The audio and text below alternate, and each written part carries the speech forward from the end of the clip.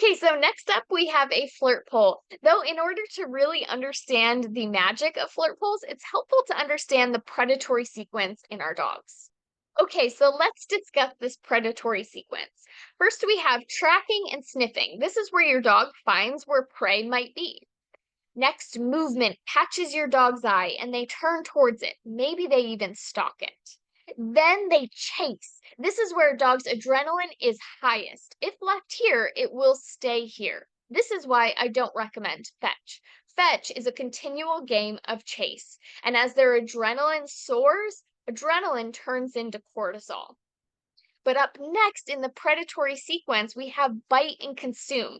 This is a natural way of relieving that adrenaline, which then would alleviate that cortisol as well. A dog would then bite, shred, dissect, and consume their prey. Setting up human versions of the predatory sequence is a phenomenal outlet for dogs. Okay, so what does a flirt pole actually look like? A pencil case, an envelope, and a broom handle. No, this isn't your children's back to school list. This is the necessary items to make a flirt pole.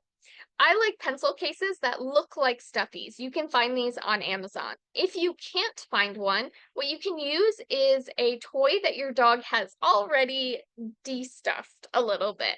And go ahead and take everything out of that. Just leave the hole open that they've ripped out, and then use that as your pencil case. Then you're going to fill it full of tissue paper, or you can put an envelope in there. And we want to put treats in that envelope or put treats in the tissue paper. Really, we're just trying to create this moment where the dog can dissect their kill and go ahead and find some treats. Then we're going to tie the pencil case to a cord and tie that cord to the broom handle. I actually use an old leash in the video here, so if you can't find a cord, you can use an old leash.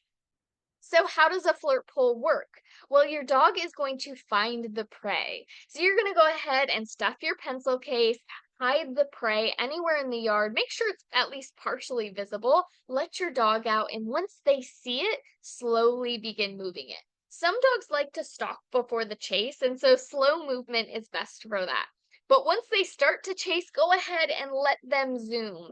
Though it's important for giant breed dogs, do not do any tight turns or quick turns with your giant breed dog.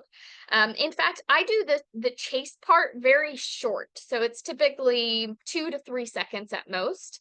And then you're going to allow your dog to dissect, pull out all the tissue paper, or rip open that envelope and eat their prey. So they're going to go ahead and eat the treats out of it. We always want to supervise this because you don't want your dog to eat any non-edible items.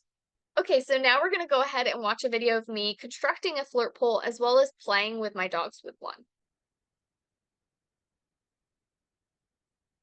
So you can see I use packing paper instead of tissue paper or an envelope. But really, I'm just stuffing it with a bone in there so the dog has something to dissect. Then I'm attaching the stuffy to an old leash, and I'm attaching that leash to a broom handle. And my dogs love chasing it and dissecting it and getting that bone out. Here, my dog loves chasing it again, getting his prey. He's head shaking it a little bit, and he dissects it and eats the bone out of there.